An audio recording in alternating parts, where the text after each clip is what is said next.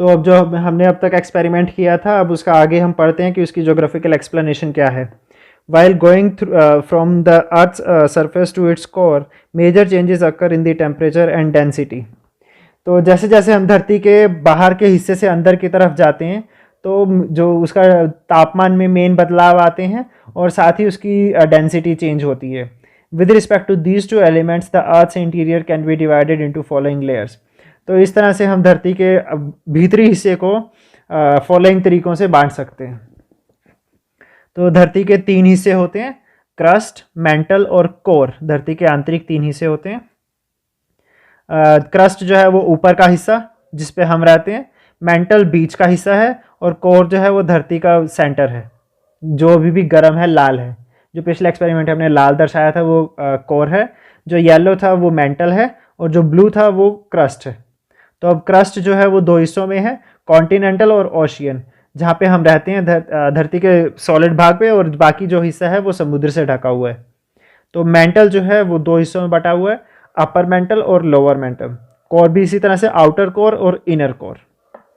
जैसे इस पिक्चर में आप देख सकते हैं, ये धरती का क्रस्ट है, कॉन्टिनेंट्स और ओशियंस में बटा हुआ। ये धरती का मेंटल हिस्सा है ये, तो और ये जो है ये कोर है, ये आउटर कोर, ये इनर कोर। अब इन हिस्सों के बारे में पढ़ते हैं। The crust, the upper most layer of the earth surface is solid state and is called the crust. जो धरती का सबसे ऊपर वाला हिस्सा है वो सॉलिड है और उसको हम क्रस्ट कहते हैं। The thickness of the crust is not as the same as everywhere. Crust की जो थिकनेस है वो हर जगह सेम नहीं है, कहीं जगह पर ये काफ़ी मोटा और कहीं जगह पर ये पतला है। On an average it is 30 to 35 kilometres. On an average it is 30 to 35 kilometres thick. ये जो है 30 से 35 किलोमीटर्स थिक है, जो हमारा क्रस्ट है वो। The thickness of the crust below the continents is more than 16 to 45 kilometres. जो हमारे द्वीप हैं उनके नीचे ही इन महाद्वीप हैं, इनके नीचे जो क्रस्ट की थिकनेस है वो 16 से 45 किलोमीटर है। 40 kilometre under the mountain range, पहाड़ों के नीचे इसकी थिकनेस 40 किलोमीटर और समुद्र के नीचे इसकी थिकनेस 10 किलोमीटर है। As we move deeper under the surface temperature increases. जैसे जैसे हम नीचे जाते रहते हैं तापमान बढ़ता रहता है। After that the rate of increase in temperature reduces and again increases in the core. तो उसके बाद टेम्परेचर जो है वो बढ़ने की स्पीड कम हो जाती है, और फिर जब हम कोर पे पहुंचते हैं तो उसकी स्पीड बढ़ जाती है, टेम्परेचर फिर से बढ़ जाता है। At the centre of the earth the temperature is around 5500 degree Celsius to 6000 degree Celsius. धरती के कोर में इसका टेम्परेचर जो है वो 5500 से 6000 डिग्री सेल्सियस तक है। The crust is the thinnest of all the layers when compare to mantle and the core. Crust का टेम्परेचर जो है वो सबसे कम है बाकी आंतरिक भागों के मुकाबले। It can be divided into 2 सब लेयर्स। इसको हम 2 भागों में बांट सकते हैं, कॉन्टिनेंटल और ओशियनिक। तो कॉन्टिनेंटल के बारे में पढ़ते हैं। The continents are mainly composed of silica and aluminium. जो कॉन्टिनेंट्स है महाद्वीप में ज़्यादातर सिलिका और एल्यूमिनियम से भरे हुए हैं। Because of their high proportion in this layer, the layer was earlier known as shale. पहले इनका प्रोपोर्शन इतना ज़्यादा होने की वजह से इसको पहले सेल कहा जाता था। ऐसा ही जो है ये सिलिकन का साइंटिफिक नेम है और एल जो है वो एल्यूमिनियम का साइंटिफिक नेम है। The density of the continental crust is 2.65 to 2.9 ग्राम पर सेंटीमीटर क्यूब। जो इसकी डेंसिटी है वो मीन्स कि 1 सेंटीमीटर क्यूब का जो वज़न है वो 2.65 से लेके 2.90 ग्राम तक है। The thickness of this layer is approximately 30 kilometres. इसकी मोटाई जो है वो 30 किलोमीटर के आसपास है। Granite rocks are mainly found in this layer. ज़्यादातर ग्रेनाइट रॉक्स पत्थर जो है वो इसी लेयर में पाए जाते हैं।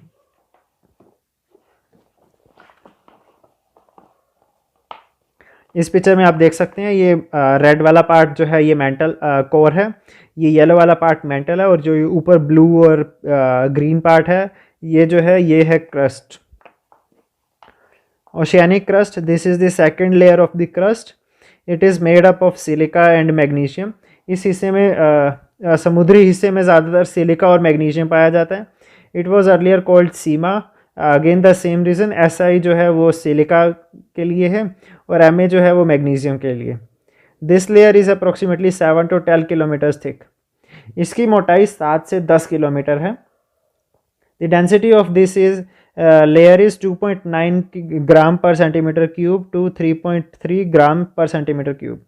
मतलब कि 1 सेंटीमीटर क्यूब की जो वज़न है वो 2.9 ग्राम से लेकर 3.3 ग्राम तक हो सकता है इस लेयर में। In this layer basalt and gabbro rocks are mainly found. इस एरिया में बेसॉल्ट एंड गैब्रो रॉक्स जो है वो पत्थर जो है वही ज़्यादा पाए जाते हैं। अब हम मेंटल के बारे में पढ़ते हैं। Mental, below the crust lies the mental. Mental can be divided into 2 layers, upper and lower mental. Mental जो है वो क्रस्ट के नीचे पाया जाता है। इसको 2 हिस्सों में बांट सकते हैं, अपर मेंटल और लोअर मेंटल में। ऊपरी मेंटल और लोअर निचले मेंटल में। Upper mantle is more in liquid state, hence here one finds magma chambers. It is through these chambers that magma comes out of the earth's surface during the volcanic eruptions। जो ऊपरी mental है वो ज़्यादातर liquid state में है और यहाँ पर मैग्मा जो है वो रहता है, मैग्मा पाया जाता है। और इसी हिस्से से ही जब भी वोल्केनो फटता है तो यहीं से ही मैग्मा जो है बाहर निकलता है। This layer is also known as the asthenosphere. इसको एस्थेनोस्फीयर भी कहते हैं। Epicentres of deep seated earthquakes are usually found here. जो भी भूकंप आते हैं उनके ज़्यादातर एपिसेंटर्स जो हैं वो अपर इसी हिस्से में पाए जाते हैं, मेंटल अपर मेंटल में पाए जाते हैं। Mental begins at a depth of around 42 kilometres from the earth surface. धरती के नीचे ये 42 किलोमीटर के आसपास के एरिया में ये मेंटल जो है वो शुरू होता है। The internal energy released due to endogenetic movements occurring in this layer is responsible for mountain building, rifts, volcanic eruptions, earthquakes। इसी एरिया में जब आंतरिक एनर्जी जब निकलती है तो उसी की वजह से ही पहाड़ों का निर्माण होता है, भूकंप आते हैं और ज्वालामुखी जो हैं वो फटते हैं। In this layer, it is inferred that the temperature at a depth of 2400 to 2900 kilometer depth would be around 2200 degree Celsius to 2500 degree Celsius। यहाँ पर इस भाग के 2400 किलोमीटर से लेकर 2900 किलोमीटर तक की गहराई में का टेम्परेचर 2200 डिग्री से सेल्सियस से लेकर 2500 डिग्री सेल्सियस तक हो सकता है।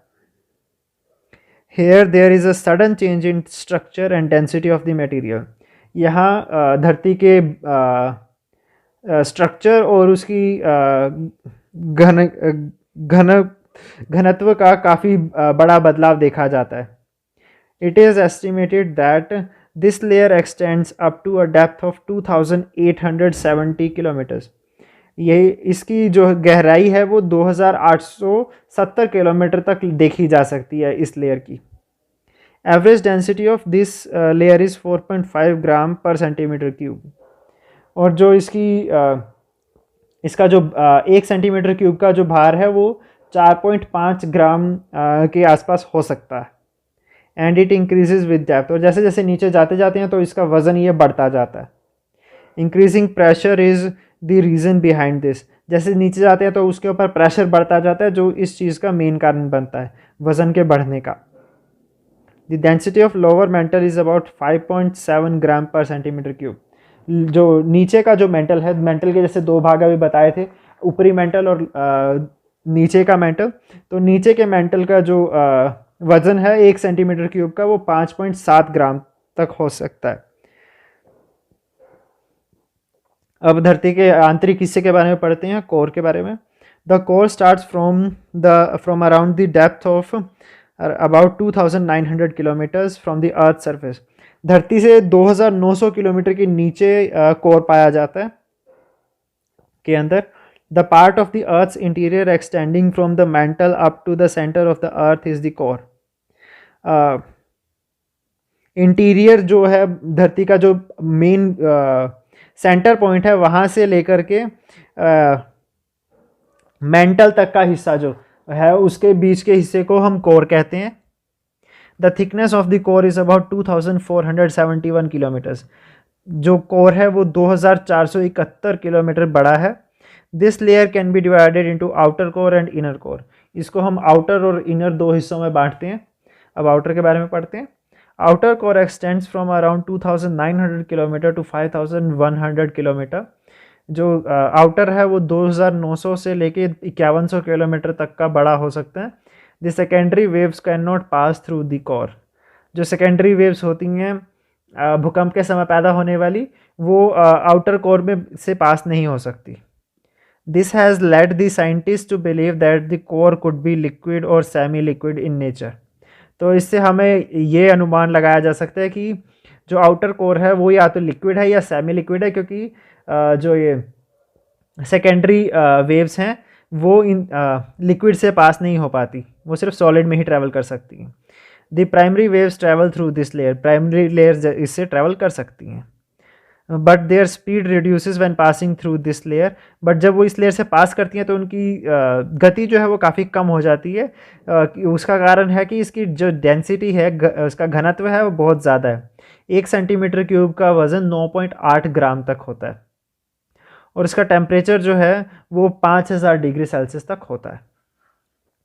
We have learn that the outer core of the earth interior is in the liquid state and the proportion of the iron is more in this layer. और जो अंदर की ये जो ये आउटर कोर है ये लिक्विड है और इसमें ज़्यादातर लोहा पाया जाता है।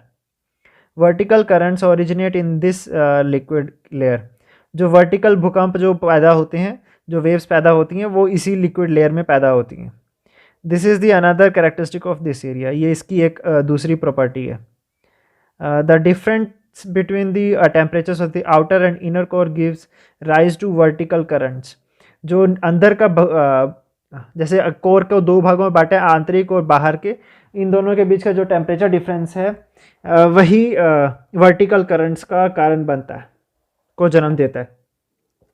The earth's rotation give this eddy motion. तो अर्थ का जो रोटेट है, जो धरती जिससे दिन और रात बनते हैं, वो इसको एडी मोशन देती है। Electric currents develop in these spiral eddies of the liquid iron and thus magnetic field is generated। तो जब धरती घूमती है तो उसकी वजह से एडी करंट जनरेट होता है इस लिक्विड यहाँ पर इसको भाग में, और जब वो एडी करंट लोहे से गुजरता है तो वो धरती की मैग्नेटिक फील्ड को जन्म देता है। It is sometimes called the geodynamo too. इसको जियो डायनेमो भी कहते हैं इस भाग को। This magnetic field of the earth is functional even outside the earth's surface for a quieter distance। और जो ये धरती की मैग्नेटिक फील्ड जो बनती है, सिर्फ धरती के अंदर ही नहीं, धरती के बाहर भी काफ़ी हिस्से तक देखी जा सकती, इसका असर देखा जा सकता है। और जो ये जो फील्ड है यही हमें धरती पर डायरेक्शन पता करने में मदद करता है। और धरती को जो सोलर विंड्स हैं उससे भी यही मैग्नेटिक फील्ड जो है वो बचाती है। As a result, a cover develops around the Earth's surface because of the magnetic field। जो यह एक कवर बन जाता है धरती के आसपास इस मैग्नेटिक फील्ड से। The Earth's atmosphere is protected from the solar winds। जैसे मैंने अभी बताया कि सोलर विंड से ये जो मैग्नेटिक फील्ड है ये धरती को बचाती है। Coming from the sun, the magnetic field thus developed around the Earth is called a magnetosphere। तो जो ये मैग्नेटिक फील्ड जो बनती है धरती के आसपास, इसको हम मैग्नेटोस्फीयर कहते हैं। This is the fifth and an important sphere of the अर्थ। ये धरती का 5वां स्फीयर है और बहुत ही महत्वपूर्ण भाग प्ले करता है ये धरती पर लाइफ पॉसिबल होने के लिए। Inner core extends from around 5150 kilometres to the depth of around 6371 kilometres. जो ये धरती का आंतरिक कोर है ये 5150 किलोमीटर से लेकर के 6371 किलोमीटर तक फैला हुआ है। It is the core of the earth which is in a solid state. ये जो धरती का आंतरिक कोर है, ये जो है ये सॉलिड स्टेट में है। The density of this sphere is around 13.3 grams पर सेंटीमीटर क्यूब। इसकी डेंसिटी जो है वो 13.3 ग्राम है पर सेंटीमीटर क्यूब। सबसे भारी हिस्सा है ये धरती का। Iron and nickel are the major elements found here. यहाँ पर लोहा और निकल जो है वो ज़्यादा पाए जाते हैं। जैसे अभी बताया कि ये सोलर विंड आ रही है और ये मैग्नेटोस्फीयर जो बन गया है ये धरती को सोलर विंड्स से बचा रहा है। और ये जो है ये मैग्नेटिक फील्ड यहाँ पर धरती की देखी जा सकती है, जो कि एडी करंट बनने से पैदा होती है आउटर कोर में। आउटर कोर में जब धरती जब घूमती है तो उससे एडी करंट पैदा होता है जो धरती के आउटर कोर में, तो उसकी वजह से जो फील्ड बनती है ये उसको दर्शाया गया।